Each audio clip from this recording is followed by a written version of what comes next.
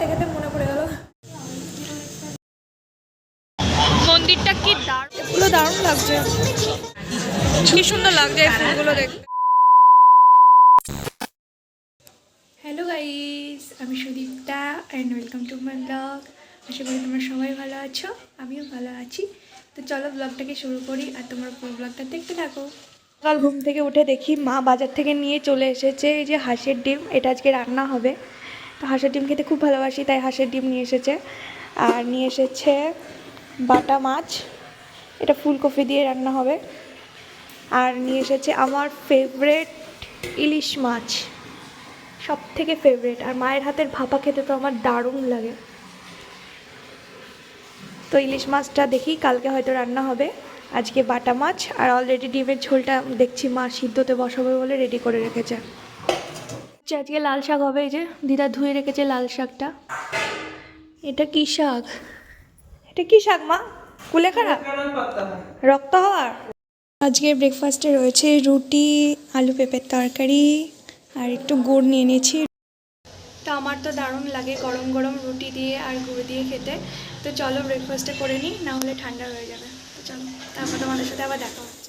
কী কী রান্না হচ্ছে? এই তো ভাত হয়ে গেছে, ফুলকপি আলু দিয়ে বাটা মাছ হবে, ভাজা সব রেডি। লাল শাক হয়ে গেছে, বাহ, বাদাম দিয়ে আমার ফেভারিট। মা রান্না বান্না করছে আর 12টা বেজে গেছে, স্নানটা সেরে আসি। আর আজকে রোদটা চলে গেল এত তাড়াতাড়ি, শীত শীত লাগছে। চলো স্নানটা করে আসি। আর আজকে হাঁসের ডিম হবে, আমার তাড়াতাড়ি খিদে পেয়ে যাবে আজকে। চলো, আমি খেতে বসে পড়েছি। এই যে ভাত, শাক, ইলিশ মাছ আর এই যে ডিম কষা। আমি ওয়েট করতে পারছিলাম না, তাই আমি খাওয়া শুরু করে দিয়েছি। মনে পড়ে গেল যে ভিডিও করতে হবে, তাও চলো খেয়ে নিই। 2000 years later. তো বিকেলবেলায় মাকে নিয়ে চলে এসেছিলাম পার্লারে, কারণ আমি একটু আইব্রোটা করব তার জন্য।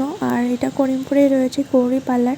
আর এই কাকিমাটার কাছ থেকে আমি ছোটোবেলা থেকেই আইব্রো করি, খুব সুন্দর করে দেয়। আর আমার যেহেতু একটু সময় লাগে, তাই আমাকে একটু ধরে করে দেয়। আর কাকিমাটা খুব ভালো, কাকিমার ব্যবহারটা খুব ভালো।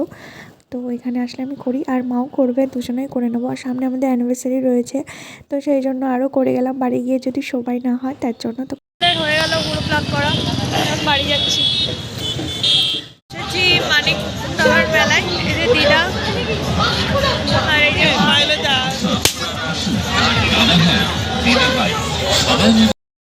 মন্দিরটা কি দারুণ বানিয়েছে। অন্যতম শ্রেষ্ঠ আকর্ষণ কেদারনাথ।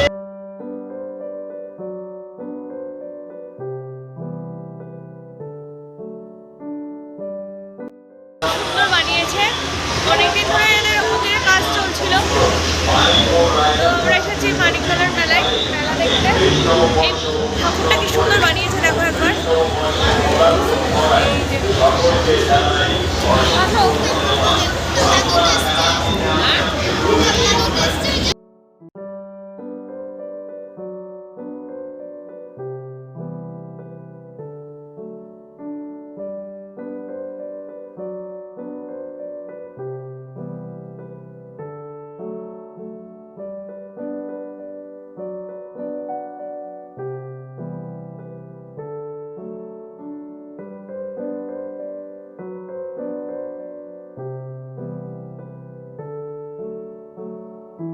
মন্দিরের কাজগুলো দেখলে কি দারুণ করেছে, সুন্দর একদম।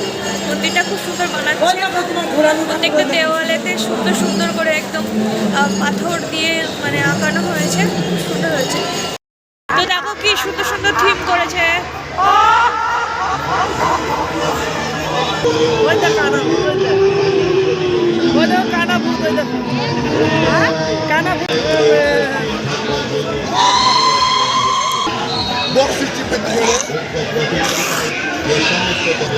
এই গল্পটা আমরা ছোটবেলায় বইয়ে পড়েছিলাম। কি দারুণ করেছে দেখো, কি দারুণ আঁকিয়েছে।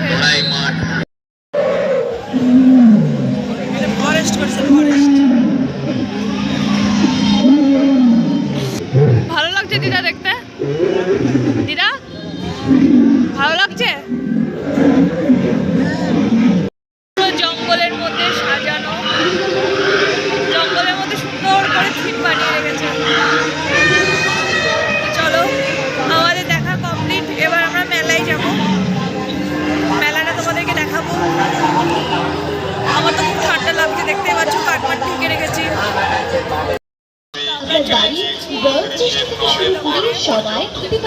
এই সরস্বতী নিরামিষ আর স্বাদও অতুলনীয়।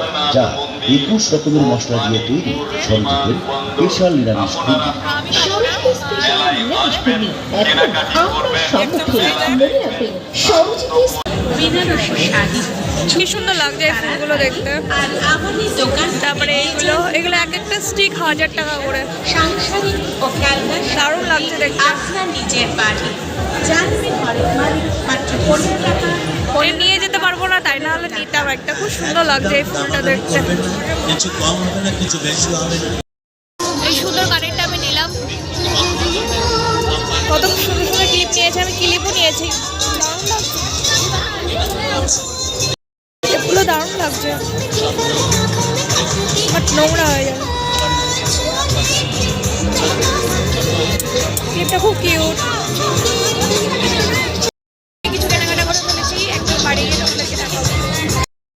একদম ডিফারেন্ট, সব গোল্ডের মতো দেখতে। বড় সাইজ আছে বড় 350 টাকা জোড়া। দারুণ লাগছে। ঘুগনি খেতে হলে আসুন তাড়াতাড়ি। আসুন একবার খেয়ে দেখুন, স্বাদে গন্ধে অতুলনীয়। হ্যালো গাইস, তো কালকে মেলা থেকে চলে এসেছি, তারপরে ভিডিও এডিট করতে ভুলে গেছি।